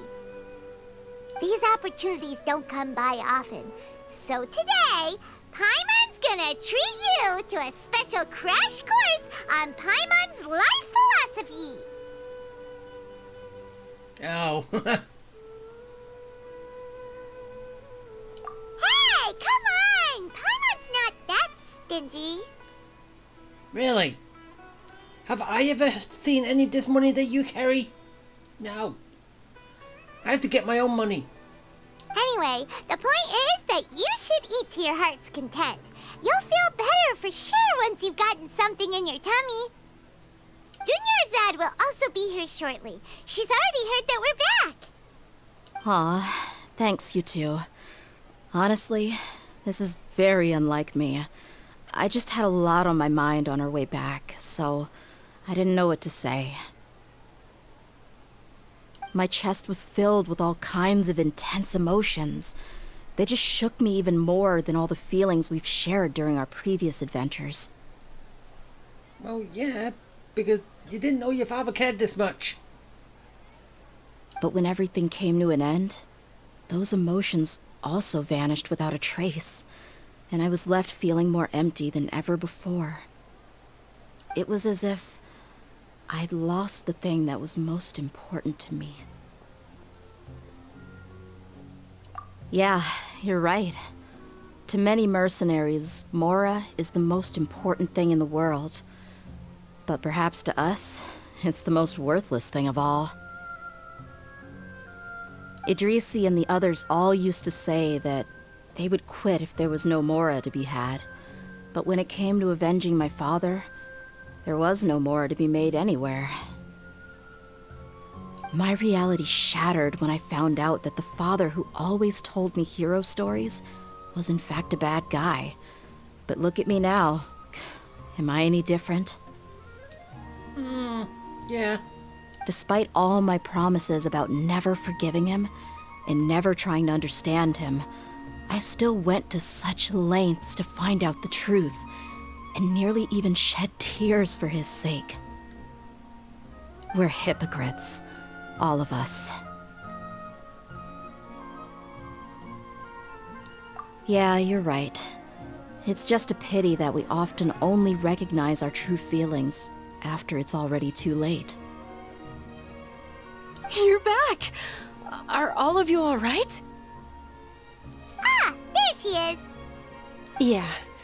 Many people from the Corps of 30 came over, and I just wrapped up everything with my dad. All I can do now is wait for their verdict. Yeah. Huh? Dia, you're looking quite down again. Paimon will explain. A lot happened while we were gone. Yeah. And she realized how much her father loved her. I'm sorry. I really should have controlled my emotions better. I just... It's fine. You're crying on her behalf. It's all right, my lady. You were hurt by all of this as well. Truth be told, I'm starting to feel a little guilty watching you cry like this. But Dia, your pain must be even worse. You shouldn't need to comfort me. Hey, don't worry about me. If anything, this whole thing has finally shown me the difference between illusion and reality. My father probably thought that people could settle into new lives as long as they moved to a new environment. That thought has even crossed my mind a few times. It's like saying, what's wrong with adapting to a new life? However, there was always something deep within my mind that refused to accept it.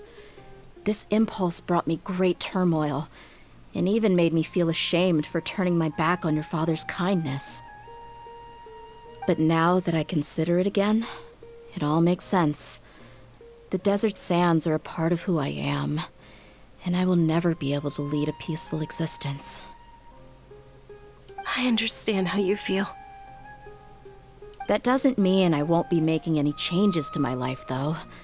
As an example, I'm now thinking about taking on some small odd jobs.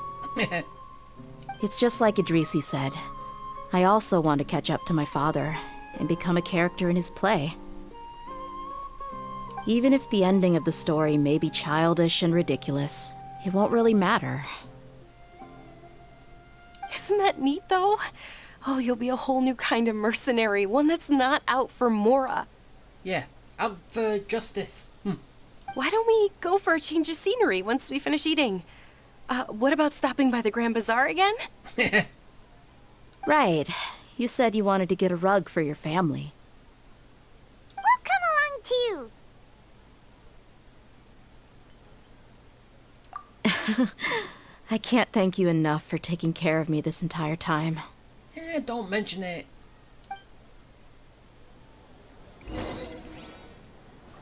Okay, now our final stop I think.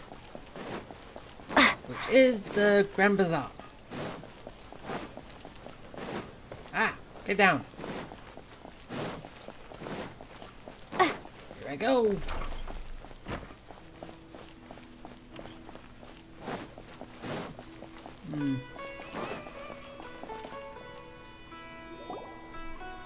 Oh, this rug here is quite something. The craftsmanship is exquisite, and the fabric is also of high quality. Ah, here you are. Finally, I found you. Hey! Aren't you that mercenary who bit his tongue? You can still talk? Well, he didn't bite it off. He just hurt himself. Wait, are you here to take revenge on us? We can still take him. What are you talking about? Do I look like I can take you all in a fight? I just came here to give you something. I'll be on my way to give myself up to the Corps after this. Once I woke up, I hurried to the Khan al-Ahmar's camp, hoping to alert them to your presence. So basically his tongue is just swollen, that's why he sounds like that. Oh. But when I got there, I found no one except the members who were still too injured to move.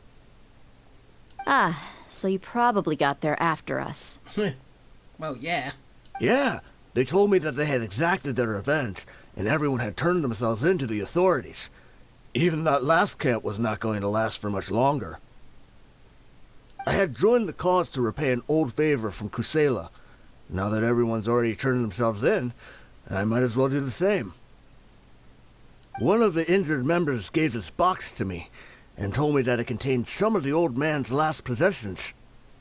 Everything left in the camp will get confiscated, so I figured I should get this to you before the Corps could get their hands on it. Thank you. No worries. We are all just living our own truths. There's no need to comment or judge anyone for it.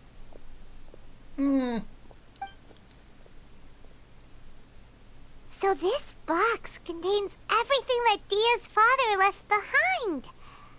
Huh. It feels lighter than expected. Why, do you expect it to be heavier and bigger? Well, back in the day, the first thing he did with any Mora was spend it on things like drinks and meat. But let's see what's inside. It's stuff about you, isn't it? What's this? It's just a bunch of junk. It kinda stinks. Perhaps it's just been left unopened for too long. A handwritten copy of a storybook. The paper's already yellowed, and it looks like it's about to fall apart. It was against the Academia's rules to possess books for personal use.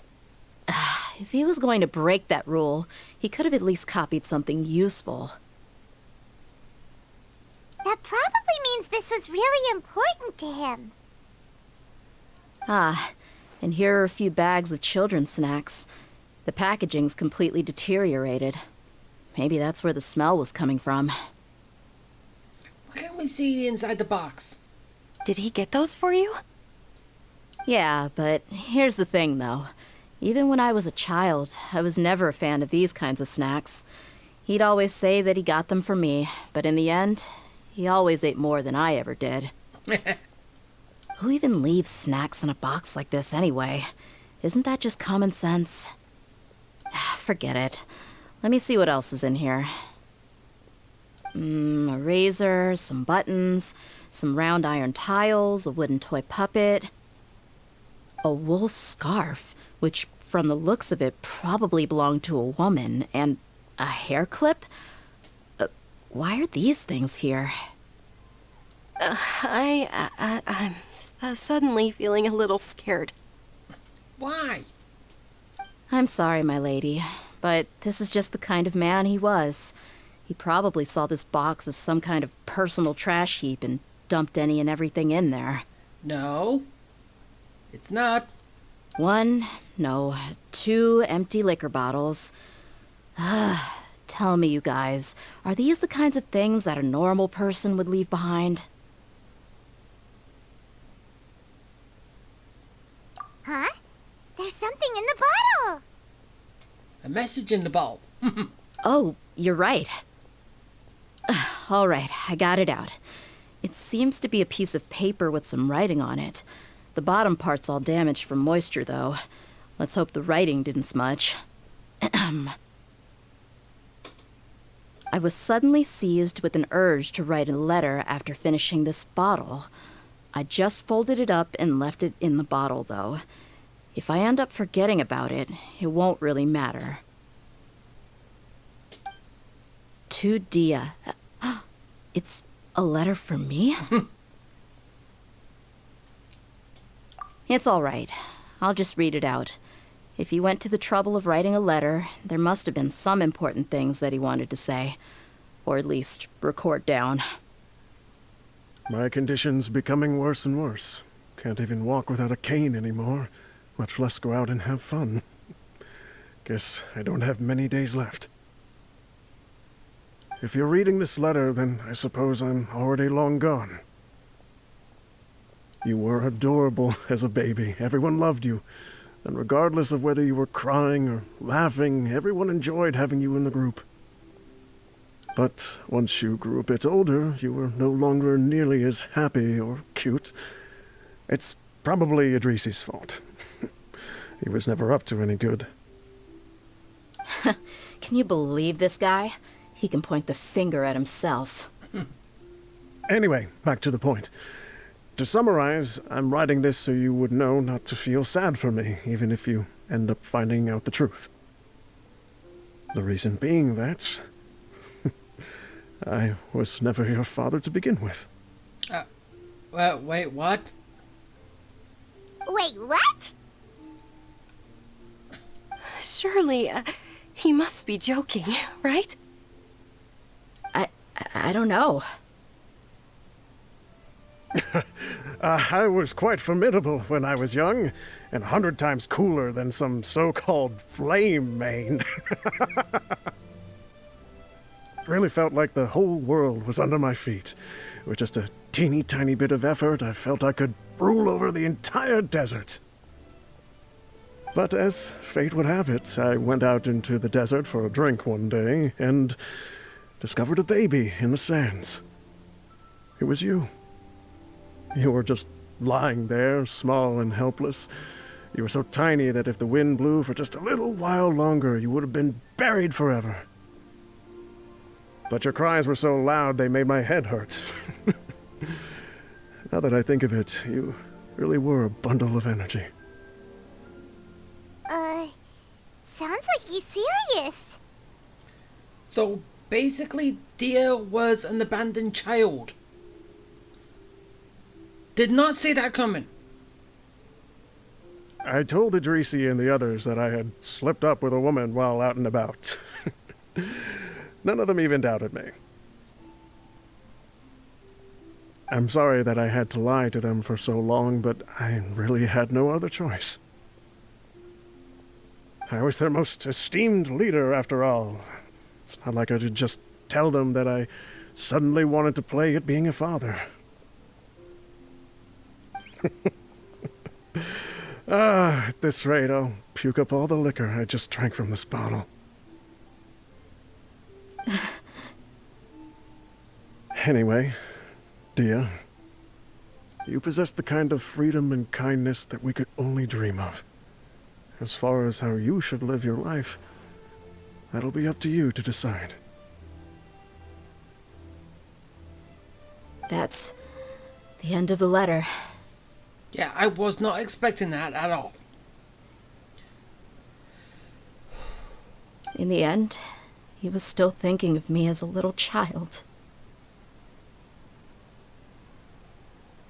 I suppose, or I would have suffocated under the sand a long time ago.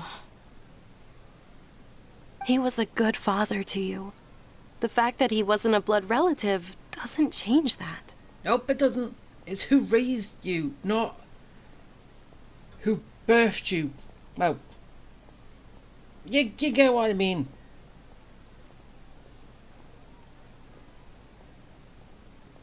Yeah, it's just a pity that we had to learn the truth of everything like this. Yeah, after he's gone. Do you already have some ideas about the decision that he wanted you to make? I do. If he first found me alone in the sands, then I want to try my hand at finding the person who abandoned me. Okay, so that's going to be Act 2. Are we ever going to get Act 2? Come on, Holoverse. Hoyoverse. Hoyo. I just have one wish. To tell them a story. That there once existed a childish and foolish jerk with a heart of gold. And that only under his care was I able to grow and mature into the person I am today. If you end up finding any leads, can you share them with us? We go on adventures all the time. Maybe we'll be able to find some information for you. Yeah, I want to do that. Sure, I appreciate it. I wasn't expecting you to be so enthusiastic. Hey, not that heartless.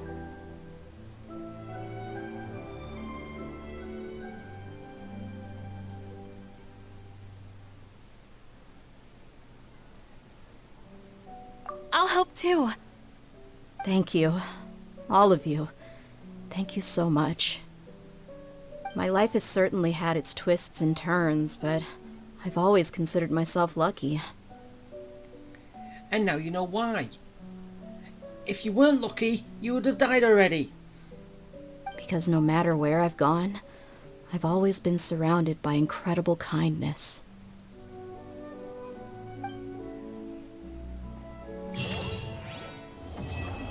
Oh, now that was good. I loved the whole thing. So basically, it is, as I said originally, it's basically a father's love. I can't believe I called that right earlier. But yeah, father's love. But then the band, after he died, kind of started using it for other purpose. But I said it. The initial one still stands out.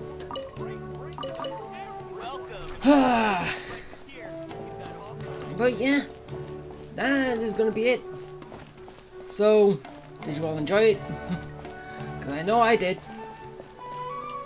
Nice to have a little backstory to Dia.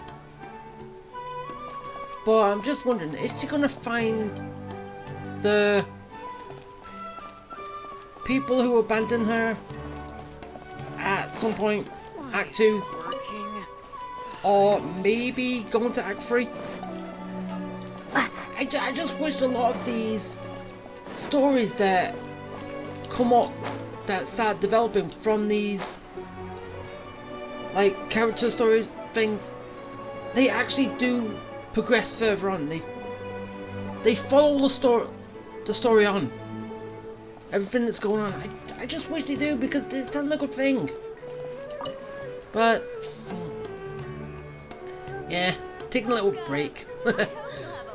So yeah, that's just one thing I want. I want them to actually continue all these little acts that they've been doing with each of these characters, so we can actually get to the end of them.